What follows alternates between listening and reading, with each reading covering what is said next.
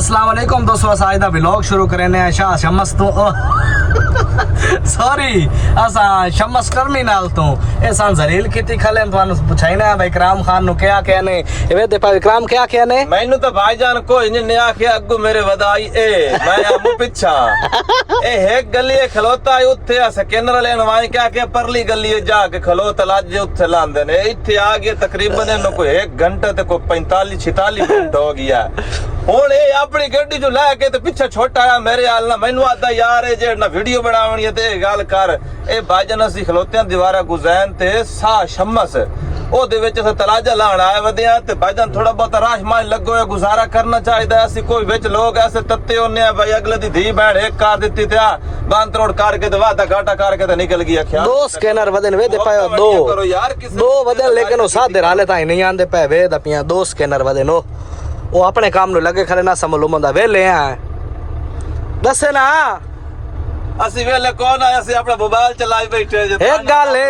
एक गल है अगर सान एक चक्कर हो नाल और गलेंदे या तू कमला ते या मैं कमला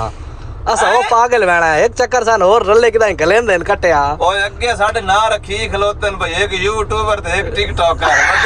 वाली गल्ला ना कर दो यूट्यूबर वो बता दबिया भाई एक चक्कर सान और किदा कटया गलेंदे दा साडे नाल इतनी एक मोहब्बत करेंदे ठीक है ना जेड़ा सानू इतना एक ओहदा देंदे ने हर बंदे नु ओहदा थोड़ा मिल सकदा है नहीं मिल सकदा आप कहीं और नु जाके फिलाना यूट्यूबर है या कहीं और नु जाके फिलाना टिकटॉकर है असि आए तो सानू आ देना इंसान कोई भी अनवान है ना ओदे विच जेड़ी खासी भरी होई सी ना भाईजान ओदे विच जेड़ी कमी खामी होंदी है ओनू उस ना तो पुकारिया जांदा अच्छा हुन दुआ कर भई ए किवें बलाइयां साडे मगरू ले अगर मेरे दुआ मंगिया जे तेरे मगरू ए तलाजा ला देना हुन तो मैं भाईजान आप भी मंगना ते नाल इना बिरावा वेखा ना बे ए हक के दुआ मंगो अल्लाह करे ते तो हुने तलाजा सकेंदर वाला आके ला लवे आमीन आमीन नहीं तो बिरा इस महीने इंजर खपाई रखना है ए छोटा है करना अपनी गड्डी जो मेरी गड्डी है ते आके तो थोड़ियो कैमरा ऑन कर लेंदा अस्सलाम वालेकुम भाई नवा को व्लॉग शुरू करा है ए वेख हुन सुबह दे ढोंदा खला इदू चा के इदे ते भाई ला के रख ला ते वात तू अपने ढोंदा रवे ए भाईजान जलालत ने इथे सऊदी च वात मैं ता तवानो आना भाई दे मुंह ही ना करे उम्रे ते आओ बस बाकी सऊदी जेड़ा है ना कोई 1.5 घंटा हो गया है भाई ऐसा खले उन्हें के सान परली गली है चाहो इतने लेने आए इतने सारे पैन दे स्कैनर अपने अपने काम नु लगे खले चेक करो दोस्तों असा कंटेनर एम्प्टी अपनी खाली ला के ते अस हुण बात मीना च आ गए हैं यानी कि मीना दे विच आके इथों लोड करके ते एक दलता सा है दलता ओदे विच लावना है कंटेनर अपनी लोकेशन ते आए खले हैं गड्डी माशाल्लाह दुआई से चमकदी खली है वे दिखाओ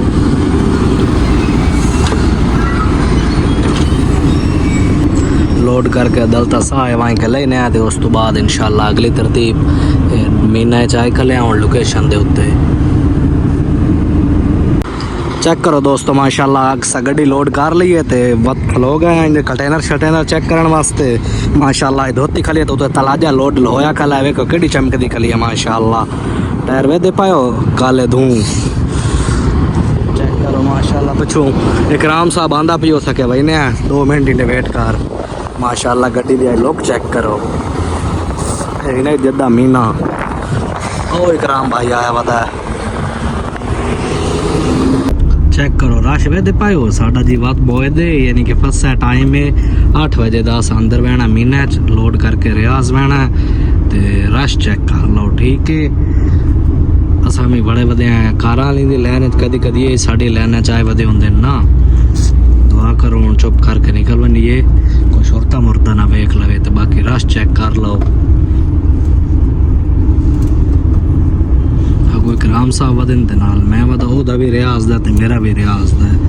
ये हुन लोड छोड़ करे सी तो पता लग सी भाई इक्के जगह दा है या अलग अलग जगह दा है रियाज दा